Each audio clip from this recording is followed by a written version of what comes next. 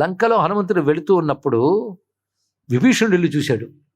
అన్ని కొంపలు అలా ఉన్నాయి, విభీషణుడు గృహం అలా ఉంది. పదం జాగ్రత్త విన్నారా? అన్నింటినీ కొంపలు అన్నాం, విభీషణుడు గృహం అన్నాం. ఏ ఇంట్లో ధర్మము భక్తి భగవదారాధన ఉంటాయో అది గృహం, లేనివన్నీ కొంపలే. అన్ని రాక్షసుల కొంపలు చూశాడు, అన్ని పెద్ద పెద్ద బిల్డింగ్లే కానీ కొంపలే. కానీ విభీషణుడి ఇల్లు చూస్తే ప్రశాంతంగా తులసి వనాలు, పైగా ఆ గోడలు చక్కగా అలంకరించి రామనామం లిఖించబడి శంఖచక్రాది చిహ్నాలు ఉన్నాయట. అంత విష్ణు భక్తుడు ఆయన.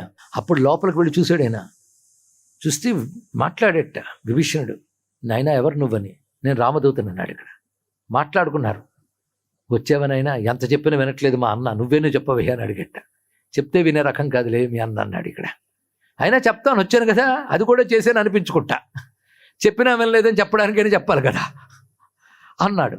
అన్న తర్వాత రామచంద్రమూర్తి నుంచి వచ్చావా అని కన్నీళ్ళు వచ్చాడు విభీషణుడికి. సందేశం సీతమ్మకి చెప్తున్నావా లేక రావణుడికి చెప్తావా? రోజులు దగ్గర పడ్డాయని. నాకు సందేశం వచ్చిందా చెప్పవయ్యా. అసలు నేను రాక్షసుల మధ్యలో ఉన్నానయ్యా.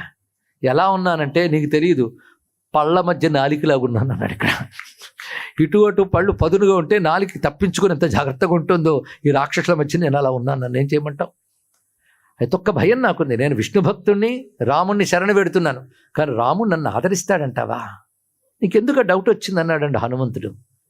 రాక్షస పుట్టకయ్యా, ఈ రాక్షస జన్మ పొందేనే, అలాంటి రాక్షసుణ్ణైన నన్ను రాముడు ఆదరిస్తాడా అంటే, దయామయుడయ్యా, నువ్వు ఎలా జన్మించవో చూడు, నీ హృదయం ఏంటో చూస్తాడు, లేకపోతే కోతి పుట్టక పుట్టిందన్ను ఆదరించలేదా అన్నట్టు హనుమంతుడు.